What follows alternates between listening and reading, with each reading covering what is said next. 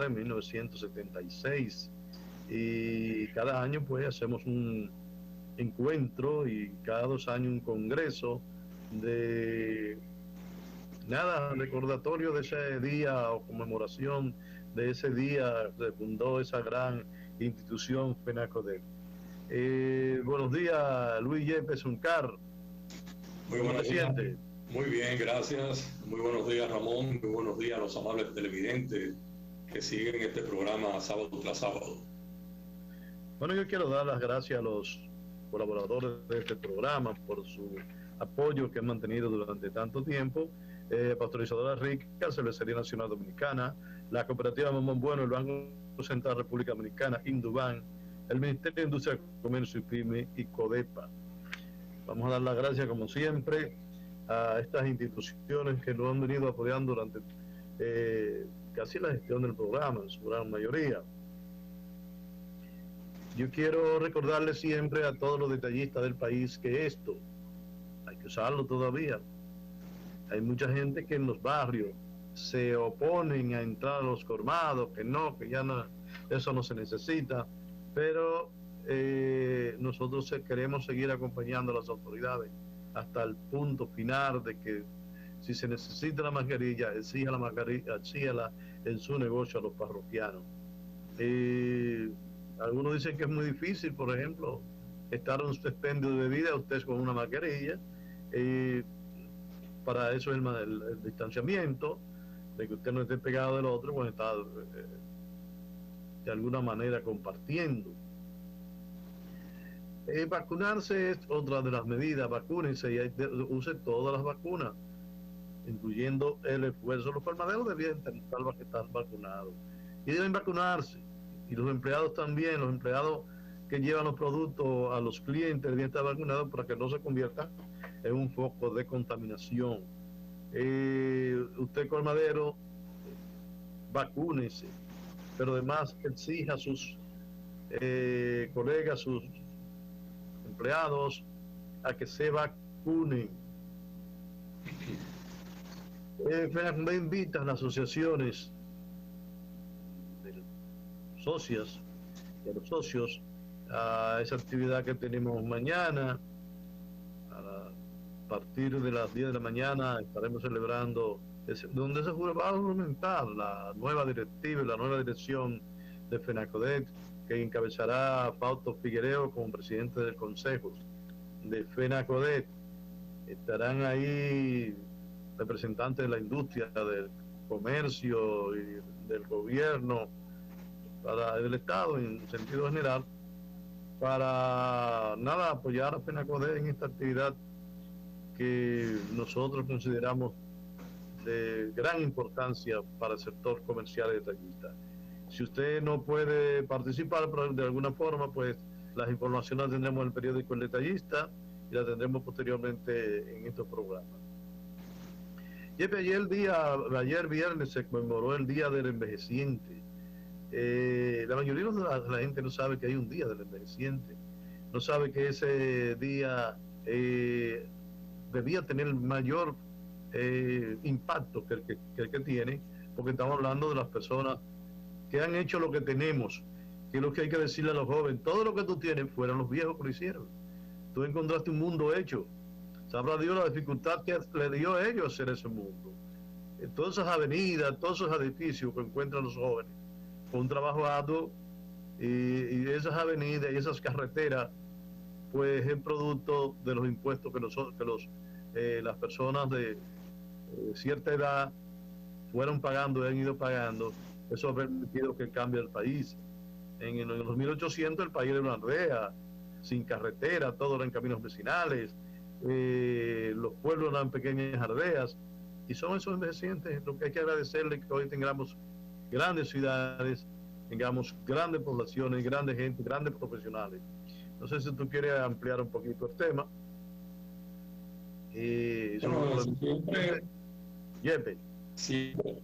Siempre en el transcurrir de la historia de la humanidad, las personas mayores, los que se le llaman envejecientes o de la tercera edad o adultos mayores, han sido venerados han sido consultados,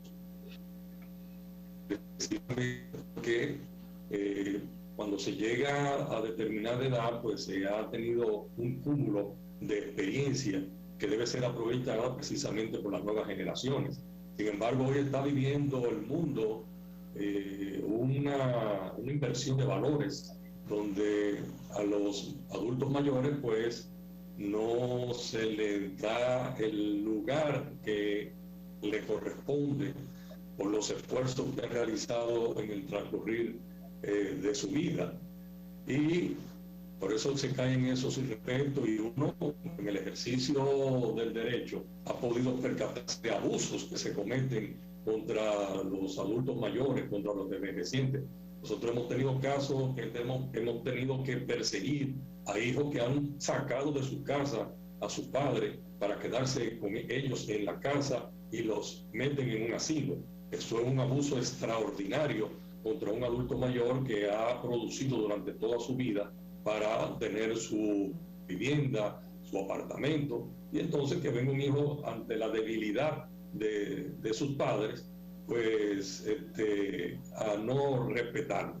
Incluso se está legislando y en el Congreso se ha presentado un proyecto para la obligación de la manutención por parte de los hijos con sus padres, con los adultos mayores.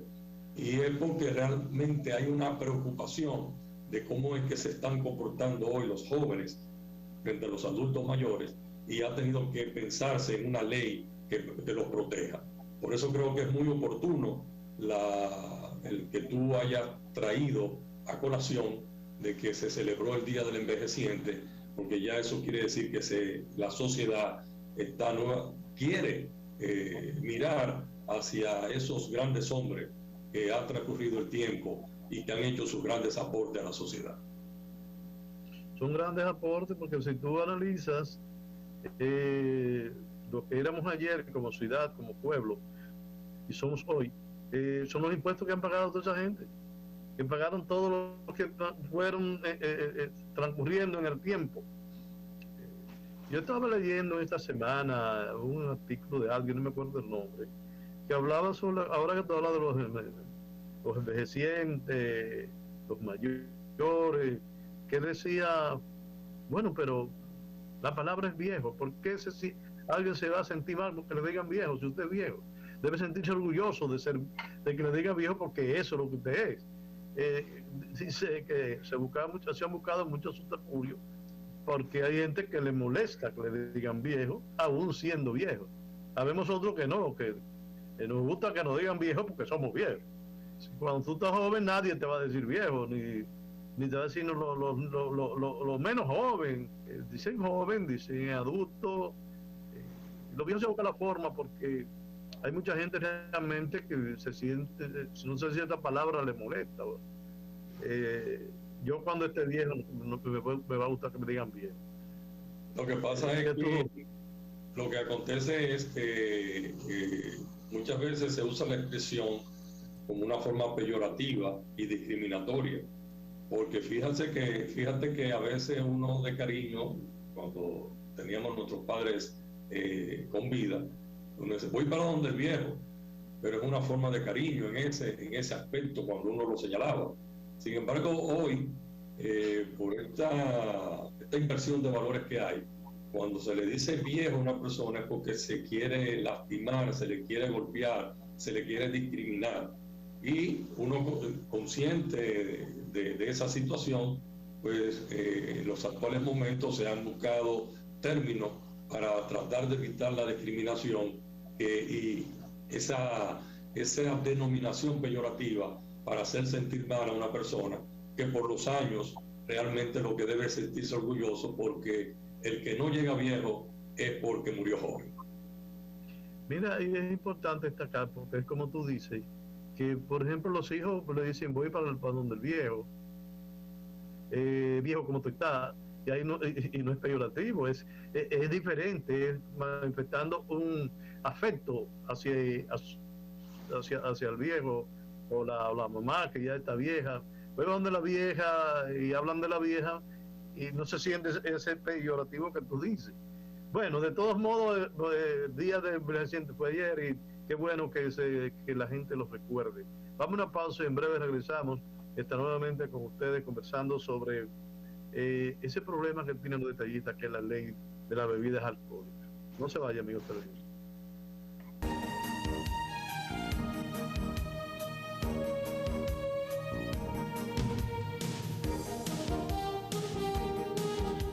Y globalización, conversando con Luis de Zuncar. Héctor Sánchez, por algunos compromisos que tuvo, pues no estará con nosotros hoy. Hay leyes que afectan determinados sectores y de alguna manera quizá beneficia de alguna manera a otros sectores o a la población. Quiero hablar de la ley o el proyecto de ley que ya fue aprobado por los senadores y estamos llamando a los diputados. Ese proyecto de ley para los colmados hoy sería una puñalada al corazón, porque tú tienes en los barrios, que es lo que le queda a los colmados, que la mayoría de los que trabajan o tienen un carrito, no importa el año, o tienen cualquier medio de transporte, y ese medio lo utilizan para sacar la familia, y cuando la sacan, cuando cobran, pues van a un centro comercial grande, pasean, y de una vez se llevan la compra. Antes no sucedía porque no iban a salir caminando o buscando un carro público para hacer esto. Entonces, mantenían el colmado le mantenía dándole crédito, porque una de las partes importantes es que el colmado cuando no tienen dinero le fía, pero cuando tienen el dinero, entonces se van a otro establecimiento más grande y te pagan la pequeña deuda que tú has mantenido durante la semana o el mes, depende del tiempo y la forma como te pagan. Pero yo quiero destacar sobre la distancia que establece que son 150 metros entre colmados. ¿Qué vamos a hacer con todos esos colmados? Que en una cuadra hay 5 colmados. Una cuadra que tiene 150 metros con 5 colmados, entonces dejarán uno cuando hoy los colmados, el arroz, la habichuela, no son su pueblo.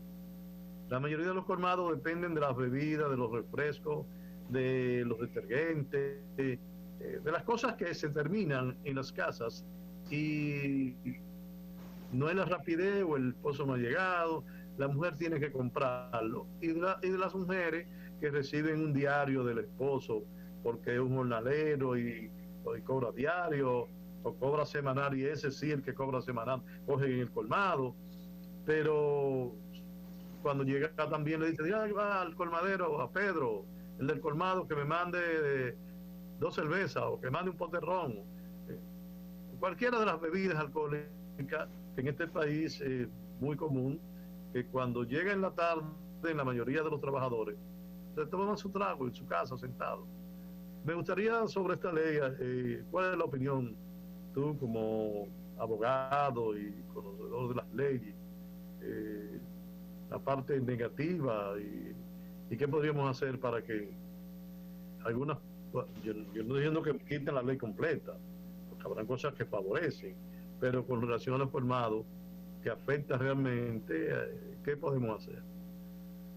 Este es un proyecto de ley que está cursando en el Congreso Nacional, que regula el consumo de las bebidas alcohólicas. Fue presentado por el senador Zorrilla y en el Senado de la República ya le fueron se conoció en 2 lecturas. Es decir, que ahora este proyecto pasa a la Cámara de Diputados. Lo que me gustaría resaltar, aparte de lo que contiene este proyecto en cuanto al distanciamiento entre un establecimiento y otro de no menos de 150 metros, ese aspecto que tú señalas en el sentido de que ya hay establecimientos que tienen su punto comercial a una menor distancia.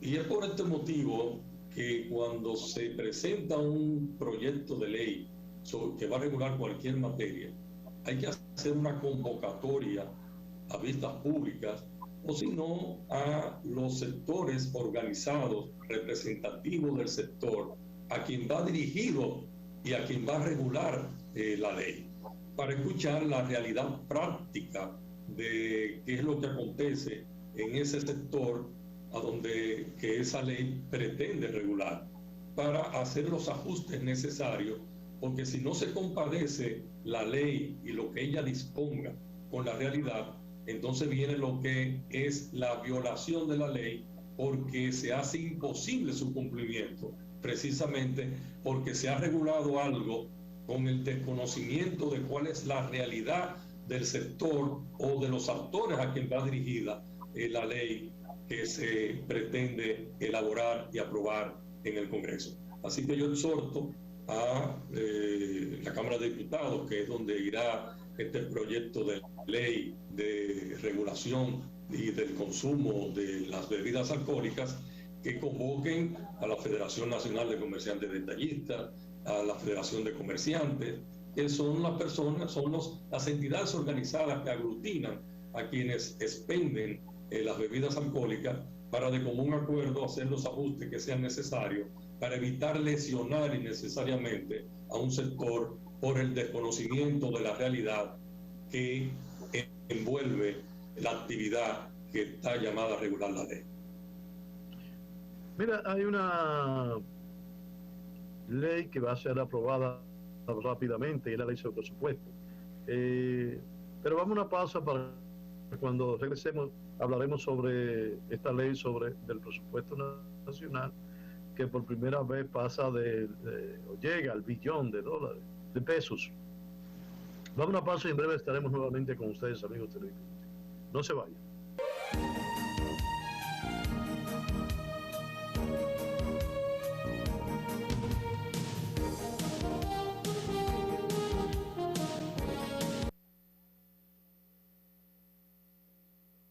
Estamos conversando aquí con Luis Yepes Uncar, abogado, asesor, durante muchos años asesor de FENACODET y asesor empresarial. Luis, conversaba yo en la sesión anterior sobre las leyes de presupuesto. En el país, durante muchos años, se hacían los presupuestos en base a los ingresos que tenía el Estado. En los últimos tiempos se están haciendo el presupuesto y después se busca parte del dinero. Si yo determino lo que necesito, entonces después busco la forma de tener el dinero. En esta semana pues se reunió al principio de el Consejo de Ministros con el presidente para elaborar o finiquitar el presupuesto nacional, y en esta vez pues llegamos o pasamos el billón de pesos, y aparentemente hay un déficit que habría que cubrirlo de alguna manera. Me gustaría que tú me opinaras sobre el tema ya como abogado y leyes.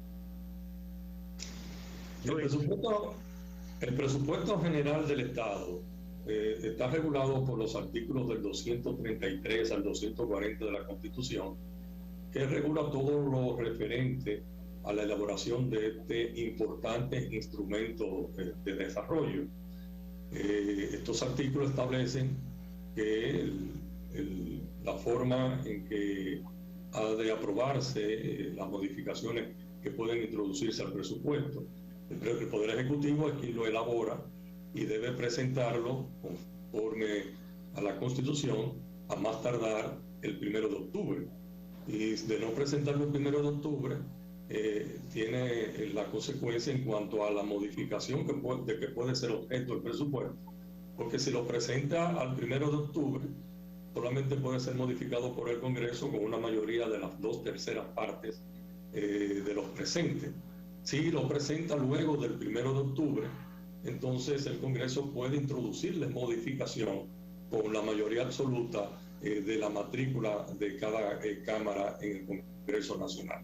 Pero lo importante de todo esto es que con la aprobación que se hizo del presupuesto general del Estado, en esta ocasión, asciende a 1.045.000 millones de pesos, lo cual debemos sentirnos contentos, en el sentido de que al alcanzar el presupuesto, esta suma, eso implica que el país ha crecido, la economía nuestra ha crecido extraordinariamente.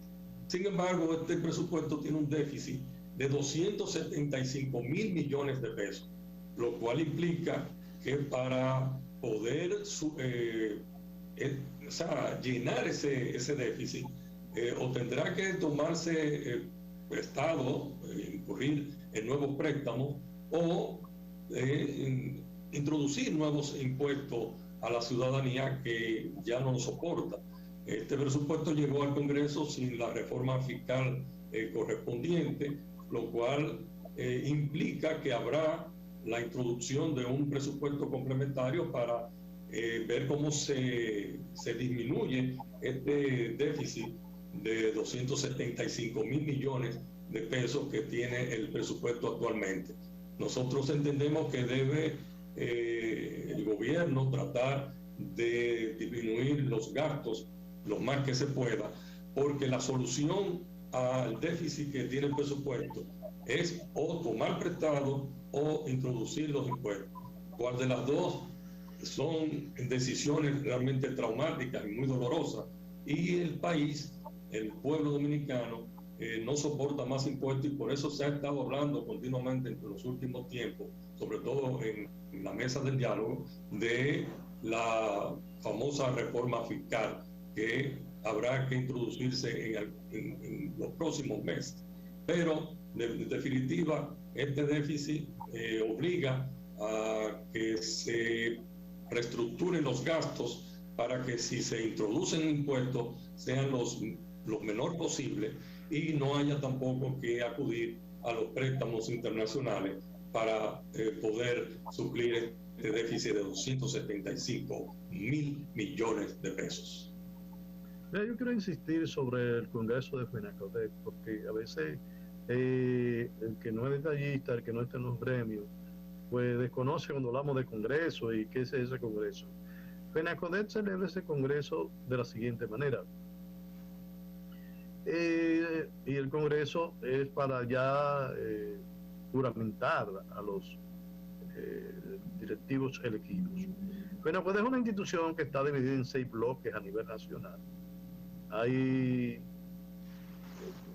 3 bloques en el Cibao, uno en el sur, uno en el distrito y uno en el este. Puede depender, si depende dependió en el momento que se hizo, de la cantidad de socios que había en cada región. Estos bloques hacen sus elecciones primero, hacen reuniones, se reúnen con sus socios y hacen elecciones de sus delegados, los delegados que van a representarlos en el Consejo de FENACODEC, o en el Comité Ejecutivo, porque el Consejo es la de los presidentes, el Comité Ejecutivo de FENACODEC. Para ellos se reúnen, y entonces el bloque, con todas las asociaciones, pues recibe las diferentes presentaciones de los individuos de cada asociación. En el bloque entonces se eligen para los puestos, tanto del bloque como los que van a ir a formar parte del Comité Ejecutivo Nacional de FENACODEC. Ese Comité Ejecutivo Nacional de FENACODEC se definen las posiciones por el presidente electo. Lo que se envían son los que van a representar los diferentes bloques, las diferentes asociaciones en el Comité Ejecutivo.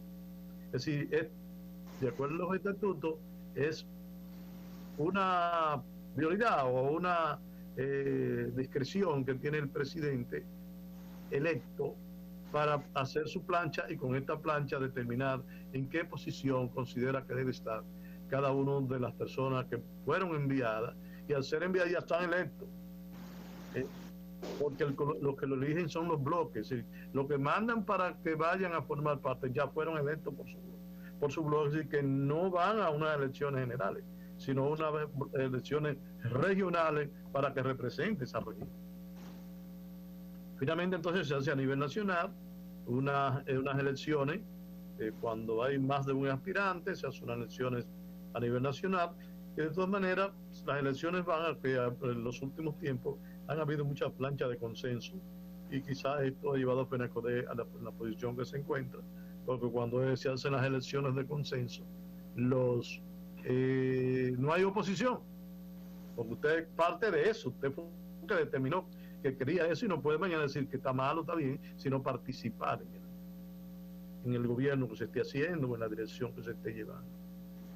Eso es lo que mañana tendrá FENACODE a partir de las 10 de la mañana, ese gran encuentro para la juramentación. Esto lo hago para aclarar un poco, porque al final del programa vamos a tener la presentación de ese mini bloque, de ese mini congreso que se hizo en la región sur del país, en San Juan específicamente, donde participaron el bloque subcentral, que es el que lo componen las asociaciones del distrito y las provincias aledañas, el bloque este y el bloque sur. De manera que los invitamos a que le den seguimiento a esto y realmente FENACODE por eso ha mantenido esa autonomía, no ha habido divisiones por el sistema electoral donde cada uno elige sus miembros y no hay una plancha divisoria. Usted tiene que poner eso en su plancha porque ya se lo eligieron. Así que vamos a una pausa y en breve regresamos. Estaremos nuevamente con ustedes sobre otro tema de actualidad.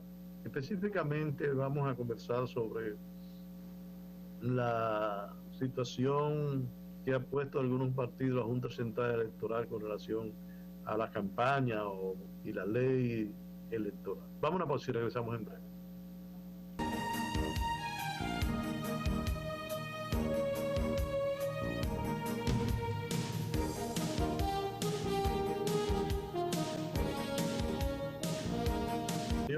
Conversando con Luis Pescar.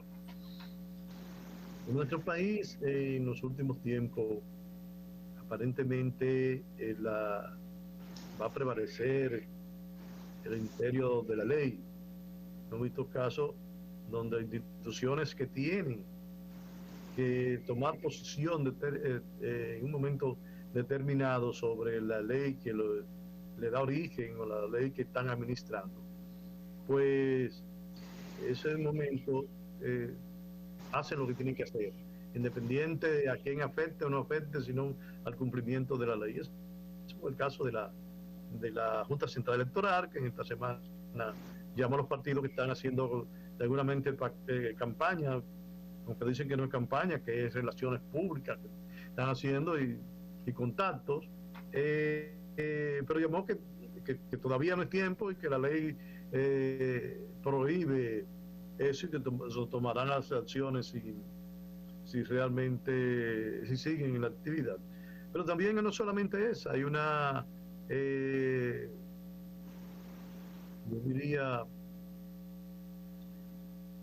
una sentencia dictada en esta semana que va a modificar el actuar de los barrios y de algunas personas. Fue los 30 años que le fueron impuestos a los 3 jóvenes, 30 años cada uno, por lo que le echaron el ácido del diablo, como dicen, a la joven que fue afectada por este producto que le echaron. Y es importante para nosotros porque vemos que lo van a pensar, porque a veces una muchacha le tiraba ácido del diablo a otra porque le estaba mirando el novio y como que no había consecuencias, porque tiraban el ácido y pues, a poco rato estaba con su cara desfigurada, porque ese no es el caso. Yo me pregunto qué vamos a hacer con todos los casos que hay detrás, cantidad de gente que han sido afectados y están desfigurados con ese ácido, pero los otros gente están presos. ¿Se va a proceder contra eso? Legalmente vamos a llevar la última consecuencia como hizo con esto, o fue un ejemplo que pusiera. Me gustaría tu opinión, Jet. Ya, con respecto a la decisión que ha tomado la Junta Central Electoral de tratar de regular los tiempos de pre-campaña y de campaña de los partidos políticos. Esto está establecido en la ley de partidos y en la ley electoral. Se supone que la pre-campaña, conforme a la ley, debe iniciarse desde julio del año anterior a las elecciones. Es decir, que estaríamos hablando del año 2023. Sin embargo, hay un gran activismo, sobre todo de la Fuerza del Pueblo y del Partido de la Liberación Dominicana, que han argumentado, la Fuerza del Pueblo, que ellos están organizando, están tratando de llegar a 1 millón de militantes, y eso lo mantiene en contacto con la gente. El Partido de la Liberación Dominicana, su delegado político, ante la Junta Central Electoral, manifestó que el partido no está haciendo ninguna campaña porque no hay precandidatos. Lo que hay son aspirantes que, con el contacto que están haciendo con la militancia, pues esto está contribuyendo con la reorganización del PLD.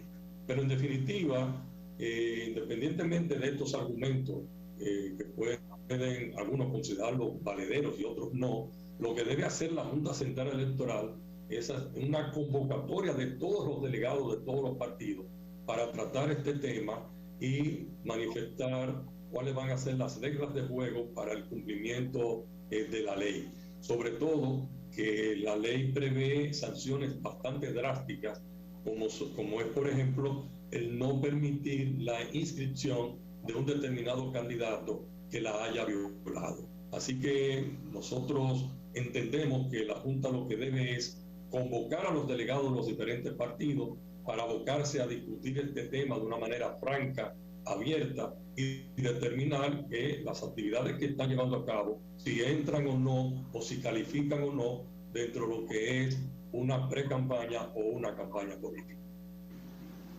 Bueno, con respecto a lo que estamos hablando, que los 30 años que fueron sometidos, echaron ácido del diablo a Yajaira. ¿Cuál es la opinión tuya? Porque hay muchos casos de eso. No fue este fue emblemático ahora, pero y de las otras jóvenes, igual que la joven que se cayó del carro, la tumbaron del carro, eso se quedó en el aire. No ha pasado nada y pasó y hacen varios años. Y hay cantidad de jóvenes que le han echado ácido del diablo y están desfiguradas en los barrios. ¿Se va a actuar en consecuencia? ¿El Ministerio Público va a comenzar a perseguir a los que han puesto querella o simplemente fue un precedente para lo que pueda acontecer en el futuro? El caso de la joven Yokairi Amarante, que fue afectada por este ácido del diablo ante una pareja celosa y que ella no quería continuar la relación con él, y lo que este señor planificó fue desfigurarla para que fuese una muerte en vida.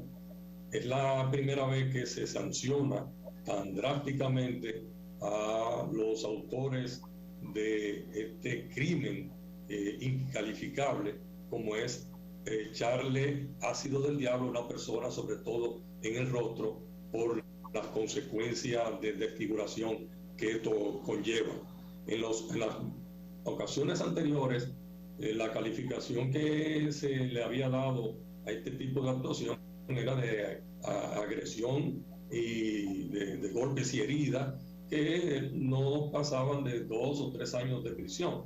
Sin embargo, ahora se le hizo una calificación de tortura, que es algo interesante y es el precedente que se ha sentado en el sentido de que se ha calificado como una tortura, y esta ley de tortura establece estos 30 años de prisión, y es una buena señal que se envía para que cualquier persona que tenga en su mente agredir a otra, sobre todo en el caso de pareja, que es donde más frecuentemente se presenta, no lo realicen, porque saben que pueden ser condenados a 30 años de prisión por querer hacer una maldad de esta naturaleza, que es un crimen incalificable. Vamos a una pausa, usted, amigo televidente, no se vaya, que en breve estaremos llevándole a ustedes y a cada uno de los detallistas y pequeños empresarios del país la incidencia del mini congreso que se celebró en San Juan de la Maguana, que se celebró en Penacodé, los mini congresos que hizo a nivel nacional. Pues vamos a presentarle en esta semana la incidencia de San Juan. Vamos a la pausa y regresamos en breve.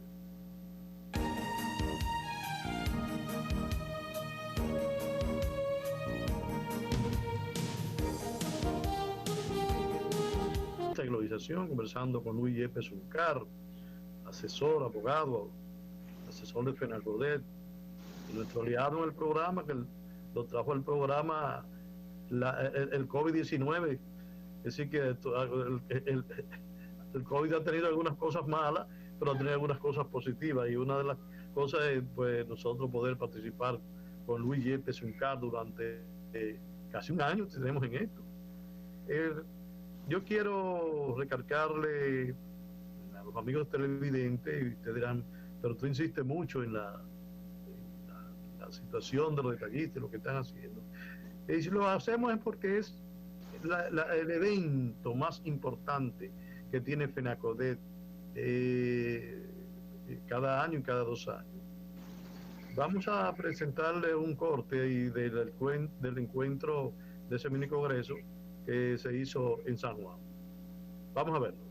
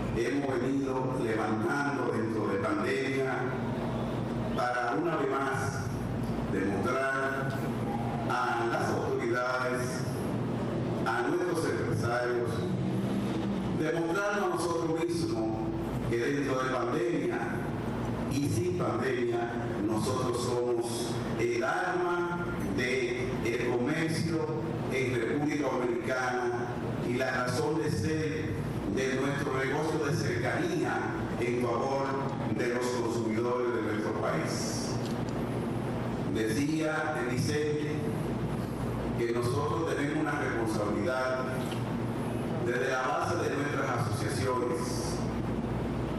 No hay asociaciones si no tenemos miembros. No hay federación si no tenemos asociaciones.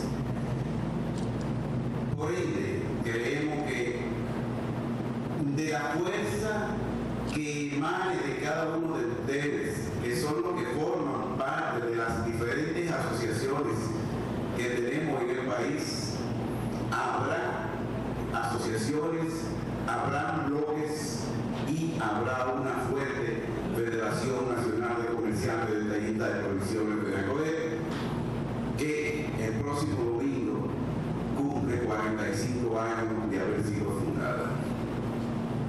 Muchos de los aquí presentes tienen una gran historia en lo que ha sido el desarrollo, funcionamiento de esta federación. Se mencionaron ahorita destacados dirigentes como Bienvenido Félix, un azuano radicado en la Romana de hace muchos años, que los romaneses se quedaron con él. Isidro Sosa, por mencionar dos fechos de Barahona, personas que hemos tenido una lucha desde hace muchos años en procesos electorales que se han dado en nuestra federación. Hoy, gracias a Dios, la federación celebra procesos electorales cuando no es por unanimidad y los votantes son los presidentes de las diferentes asociaciones. Pero en la década del 80 hasta el año 1989, las votaciones o elecciones en la federación eran dadas por 3 delegados por cada 50 miembros que tenían las asociaciones. Y eran unos pleitos campana para ganar unas elecciones en la Federación de Detallistas. Hoy ustedes me han dado la elección por tercera ocasión, como presidente de esta humilde institución. Los que estaban conmigo, los que no estaban conmigo, porque estaba el compañero Ramón Tejeda también de candidato, hubo unas elecciones y se pasaron las elecciones y ganó Félix Colegio. No ganó Fausto, ganó la institución, porque en las elecciones vamos a fortalecer las instituciones. Eso es lo que hacen las elecciones. Quizás a veces cuando seleccionamos a una persona señalándolo, quizás le estamos haciendo daño a la institución. Pero cuando nos vamos a un proceso de elecciones, nos damos cuenta cómo está nuestra base. Lo que tuvimos la oportunidad de recorrer el país, debemos entender que debemos prestar atención a nuestra base. Si no hay una buena base, no vamos a tener una buena federación. La federación no la hace el presidente ni los 30 miembros del comité ejecutivo que le acompañan. La hacen ustedes, cada uno en sus respectivas asociaciones, cada uno en su bloque. Por ende, concluyendo, esperamos que las ponencias... Esta globalización, conversando con Luis Yepes Uncar. Yepes, hay unos